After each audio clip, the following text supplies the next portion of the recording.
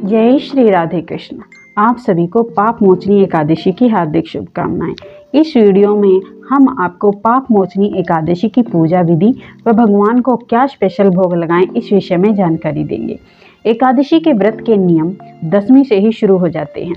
दशमी को सूर्यास्त के से पहले ही भोजन करें, यानी कि एकादशी की शुरुआत दशमी की रात्रि से ही हो जाती है।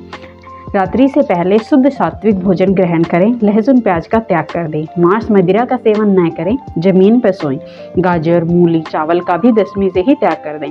अगले दिन सुबह ब्रह्म मुहूर्त में उठें, किसी नदी पोखर में स्नान करें। यदि ऐसा संभव ना हो तो घर में ही गंगा जल डालकर स्नान करें। फिर घर के मुख्य दरवाजे पर हल्दी से स्वास्तिक बनाएं, तुलसी माता की पूजा व परिक्रमा करें।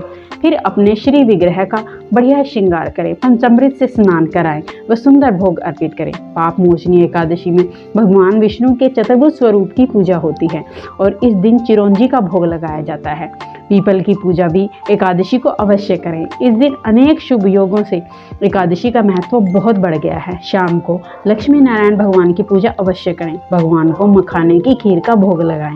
एकादशी की रात्रि में जागरण करें और प्रभु के नाम का संकीर्तन करें। इस एकादशी का पूर्ण फल प्राप्त होगा। एकादशी व्रत का आधा पुण्य दिन में व आधा फल रात्रि को जागरण करने से प्राप्त होता है।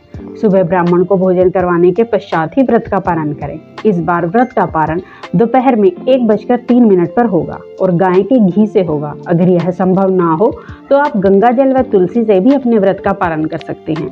आपको ये जानकारी कैसी लगी हमें कमेंट करके अवश्य बताएं। चैनल पे नए हो तो चैनल सब्सक्राइब करें और आने वाले व्रत त्योहारों के लिए बेल आइकन को प्रेस करें। व्रत कथा। धार्मिक मान्यता के अनुसार प्राचीन काल में चत्ररथ नामक बड़ा सुंदर वन था।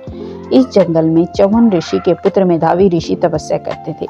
इसी वन में देवराज इंद्र गंधर्व कन्याओं, अप्सराओं और देवताओं के साथ विचरण करते थे।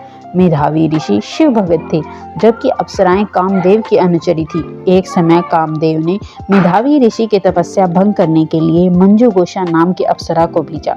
उसने अपने नृत्य, गायन व सौंदर्य से ऋषि का ध्यान भंग कर दिया। वहीं मुनि भी मंजू घोषा पर मोहित हो गए। इसके बाद दोनों अनेक वर्षों तक साथ रहकर भोग विलास में लिप्त रहे।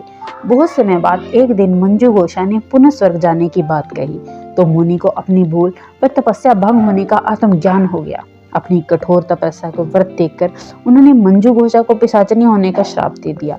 अप्सरा ऋषि के पैरों में गिर पड़ी और अपने श्राप का निवारण पूछा। मंजू घोषा की बार बार विनती करने पर ऋषि ने उन्हें पाप मोचनी एकादशी का व्रत करने की सलाह दी और कहा कि इस व्रत से तुम्हारे सब पाप नष्ट हो जाएंगे।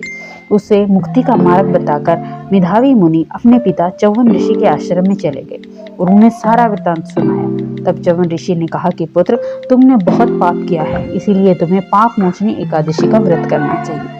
तब मंजू घोषा व मेधावी मुनि ने नियम पूर्वक व्रत किया और अपने पापों से मुक्ति पाई। भगवान मधुसूदन कहते हैं कि हे युधिष्ठिर, इस प्रकार जो भी इस एकादशी का व्रत करता है, पूरे नियम अनुसार एकादशी के व्रत का पालन करता है, तो उसके सब पाप कर्म नष्ट हो जाते हैं। तो आपको एकादशी की व्रत कथा कैसी लगी हमें कमेंट करके जरूर बताइएगा। राधे राधे।